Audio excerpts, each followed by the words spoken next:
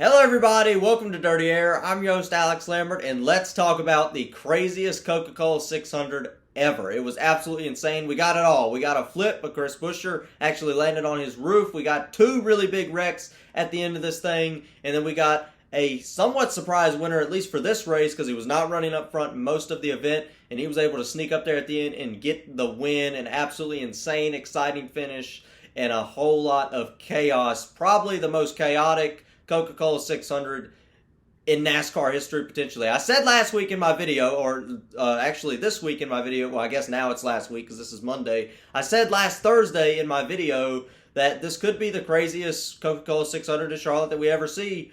And once again, Alex was right. So what's new? When I said that, you should have known. It was absolutely insane. One of the best NASCAR races all around I've ever watched. It was actually one of the longest. It was, I believe, the longest Coca Cola 600 ever. And then distance-wise, I believe it was the longest NASCAR race ever because it did go over 600 miles. It went like 6:07, maybe somewhere 6:10. It went a few laps over with the two overtime finishes. So I believe it was the longest race in NASCAR history distance-wise, and then of course it was the longest 600 time-wise. About 5.5 hours, maybe a little bit more than 5.5 hours, but it wasn't a snooze fest whatsoever. A lot of action. It was 5.5 hours of action, that's for sure. And let's try to get into all of it in an episode of Dirty Air. Let's start out by talking about your winner, Denny Hamlin. Like I said, he didn't lead the most laps. I don't know how many laps he led. I think it might have been less than 10 total. He actually started on pole, but fell back immediately at the start. Kyle Busch and Bubba Wallace jumped on him at the very beginning of this race, right there at the green flag. Denny Hamlin kind of fell back a little bit. Was somewhat consistent. I mean, he stayed in the race, but just had a lot of problems. A lot of drivers had a lot of problems that I'll try to get into as well. But Hamlin definitely was not the fastest car, but everybody essentially kind of got out of his way there on the last couple of restarts. On the final restart, we had a ginormous crash, taking out multiple drivers, took out your big guys. Kyle Larson, Ross Chastain stayed in it, but he got slammed on the front end. Basically, he was just kind of riding around trying to get the best finish he could on the final restart. His car was totaled out almost. And then Kyle Busch was right behind him, was able to sneak through it as well. A major accident at the end of this race, taking out all your front runners, taking out Austin Dillon as well, who was on 4 fresh tires coming up through the field and wasn't able to get to the checkered flag. Absolutely insane, wild restart, wild finish to finish out this race. But Denny Hamlin was able to proceed and get through. This is about a race. I said in my video last week, this is a race of survival. Whoever gets to that checkered flag first, whether it's maybe, in this case, a little over 600 miles, gets the win no matter what. And that's really what the whole day was about. A lot of drivers had a lot of issues. Chase Elliott was leading at one point, had some issues. Kyle Busch was leading at one point, had his problem where he spun around, was actually able to come back up and finish second, which was a great run for him. But Denny Hamlin was able to stay in the race, keep the car clean, not too much damage throughout a couple of the big wrecks. We had 3 really big wrecks tonight. Hamlin wasn't involved in any of those and was able to come up and get the win. And this is a big win for Denny Hamlin. I do want to mention this before I get back into the race. Denny Hamlin's won some big races in his career. He doesn't have a whole lot of career wins. He definitely has a decent amount, but he doesn't have like as many as Kyle Busch or Dale Earnhardt or Jeff Gordon. But he's got some big ones. He's got the 3 Daytona 500s. He's got the 3 Southern 500s. And then tonight he gets his 7th Crown Jewel race win, winning his first ever Coca-Cola 600. And he even said in an interview, at the beginning of the race, this is going to be a really big race for me on Memorial Day weekend. This is one of those Crown Jewel races, one of NASCAR's biggest races of the season, right behind Daytona. And for him to get it is certainly a big deal. So the 7th Crown Jewel win of his career. And, I mean, just incredible fashion. His career has got some big numbers on it. Those 3 Daytona 500s, like I said, those Southern 500s at Darlington, and then, of course, one of those was last year, actually, and then, of course, the 600 tonight. What a resume for Denny Hamlin. But let's talk about a couple other drivers. I do want to talk about the Trackhouse Racing Organization because, once again, I'm talking about those guys having, in this situation, not really bad luck, maybe in Chastain's instance, but overall, Trackhouse Racing has the speed. They're super fast every week. They're going to start getting these wins. Championship favorite, obviously. I don't know, as crazy as this season is, I don't know who could end up in the Final Four, but definitely want to look at this Trackhouse Racing Organization as we get later on in the season, as teams start to figure out things, as races could potentially calm down a little bit, maybe not as much chaos. The Trackhouse Organization is definitely fast. Daniel Suarez proved that tonight. Suarez was extremely fast throughout the entire race. It looked like he was going to be able to give his teammate Chastain a run for his money. Wasn't quite as fast as Chastain, but Chastain's car did start to fade. So what could have been if the race had played out right? But then, of course, on a restart, the 99 of Suarez got loose. Eventually got slammed by Chris Buescher, and then Chris Buescher had a scary flip there. Luckily, he was okay. They were able to get that car flipped back over, get Chris Buescher out. So obviously, that was great to see him get out the car. But just a shame that I have to talk every week about Daniel Suarez. This instance maybe was a bit of his fault.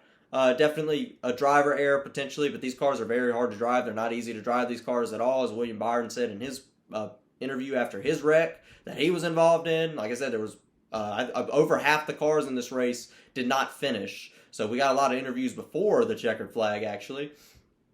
But, just a shame for Suarez to have another bad run, especially considering he's actually below the cut line in the points. So he's going to potentially need to start getting some good finishes. Hope some of the guys ahead of him have bad finishes or get that win, which is definitely possible this year. I mean, I go back to Las Vegas. I go back to Auto Club even earlier on in the season. I go back to a couple of weeks ago. I go back to Kansas. I mean, just sometimes it's bad luck. Today it was driver error. Just a really rough run for Daniel Suarez. Having trouble finishing those races. Got to find a way to capitalize and get to the checkered flag if you want to, get those points, make this 16-round or 16-driver playoff, and then, of course, win these races. You got to make it to the end, and that showed tonight that a lot of drivers didn't make it to the end, but Denny Hamlin did.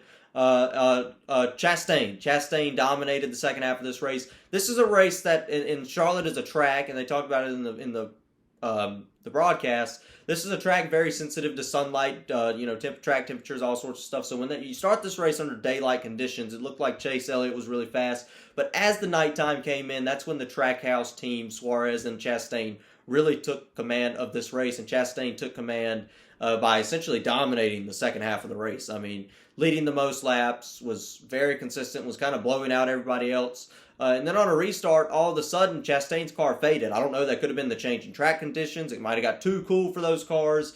But then all of a sudden, Larson was up there really fast, running them down. And then, like I said, that's the next guy on my list that I want to talk about, Kyle Larson, running for the lead. Then next thing you know, Chase Briscoe is running Kyle Larson down at the finishing laps of the race. And then Chase Briscoe pulls a slider on him, or tries to pull a slider. He tried to pull the same thing he did on Tyler Reddick at the Bristol Dirt Race. Almost clipped Kyle Larson just like he did Tyler Reddick at the Bristol Dirt Race. That would have been a really bad look if he'd have taken out both of those guys again. That was with 2 laps to go, so we did have an overtime finish because of the spin and essentially robbed Kyle Larson of the win.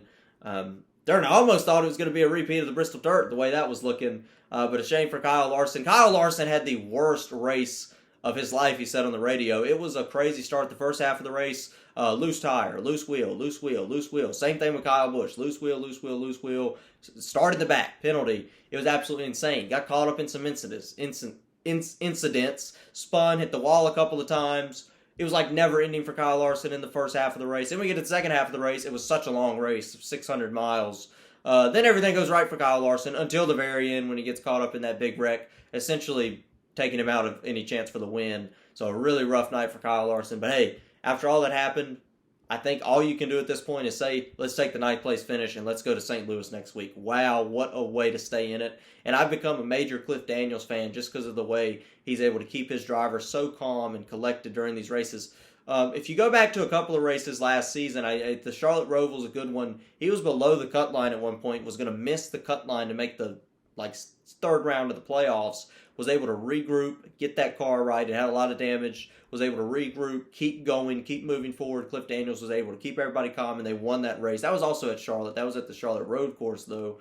Just a great example again tonight of how that team tends to stay in it. A good job for Kyle Larson to stay in it tonight. Let's kind of roll through the top 10 here. I want to go through it real quick because it is interesting to talk about all the drivers and how they did. So Denny Hamlin, I already mentioned him, the winner. Kyle Busch, plenty of problems tonight. Was leading the race at one point, then spun, hit the wall. I don't even know what to say. Was leading the race, was battling for the lead of the race with Daniel Suarez, spun, slammed into the wall, or didn't slam into the wall, but hit the wall pretty decently hard, and then slid down in the infield. Fortunately, didn't damage the car too bad. Looked like he had a shot to give Denny Hamlin a run for his money on that final restart. Was running side by side with him. Just got loose a little bit. Had to let off that gas for, I don't know, a quarter of a second. And that was enough to give Denny Hamlin the win on the final restart. Unfortunately, because I'm a Kyle Busch guy for sure. Wanted Kyle to get the win. But once again, another like a Kyle Larson incident, all the trouble we had tonight, multiple loose wheels. The pit crew did terrible tonight for Kyle Busch. For some reason, Kyle Busch's pit crew is usually the best. Tonight it was one of the worst. A lot of accidents, a lot of mistakes on pit road, and then a lot of mistakes by the driver. He spun twice, one at the end of the race. So second place finish, I guess you got to take what you can get as a fan. And just an absolutely insane race. Kevin Harvick was able to sneak up there and get a third place finish. Like I said, everybody wrecked on the last couple of restarts. That put Kevin Harvick up there in contention for the win. I believe he had 4 tires in the car, ended up finishing third. Chase Briscoe, after his spin, once again, another driver who spun, was able to come back up through the field, get a 4th place finish. Christopher Bell hit the wall, slammed the wall, had to go down pit road. I believe he was 1 lap down, right with like less than 10 laps to go in this race. Was able to come back and get a top 5. Another consistent top 5 finish for Christopher Bell. He's mentioned in my video every single week. Tyler Reddick was up there, seemed to be really fast, running up through the field, and then had some issues as well. Was able to come back and get 6th. Ricky Stenhouse Jr. was up there. I believe he was on the 2nd or 3rd row in the final restart. Ended up finishing in the 7th position. He also had 4 tires and was flying through the field as well. Michael McDowell. Michael McDowell was fast all weekend. Fast in qualifying, running consistent today. He was not having many mistakes today, which is why, once again, it's 600 miles. 600 miles of perfection does not always get you the win, but sometimes you have to be perfect to get a good finish. And Michael McDowell, I didn't see his name caught up in any trouble. I didn't see that yellow 34 car caught up in any problems, any issues. I didn't hear about him getting any pit road penalties. He might have got one that I missed. It was a long night, but just a good run for Michael McDowell. Once again, another one of those drivers, kind of like Christopher Bell, who's running in the top 10. And Michael McDowell, for this team, this 34 team that used to be kind of a 25th to 30th place race car, has been in the top 5 or not the top 5, but the top 10 very consistently this season. So it'll be interesting to see if they can improve on that, or at least just keep that consistency right now. It's fun to watch the 34 team with Michael McDowell, and it'll be interesting to see if he can improve a little bit, especially going into the second half of this season. Kyle Larson, I already mentioned him a little bit earlier, so I won't say too much more about him. And then, of course, Alex Bowman, kind of struggling to find that speed right now. Alex Bowman has not been fast since he won that race in Las Vegas, or not been running up front as consistently as he has been previously. But a 10th place finish for Alex Bowman, he'll certainly take that. So a wild night in Charlotte. One of the most chaotic races in Charlotte I've ever watched. Probably the best Coca Cola 600 ever. I was checking my Twitter feed right after the race, and that's what I heard. Best Coca Cola 600 ever. It was exciting. It was wild. One of the best races I've seen in a long time. But that's it. That's all there is to talk about. Join Dirty Air next week. Tune in, like, and subscribe if you like the video. And watch the St. Louis race review next week, right after the St. Louis race. Should be exciting. A flat racetrack we haven't raced at before. And, of course, about Kyle Busch unfortunately getting second instead of first. Let's get rowdy.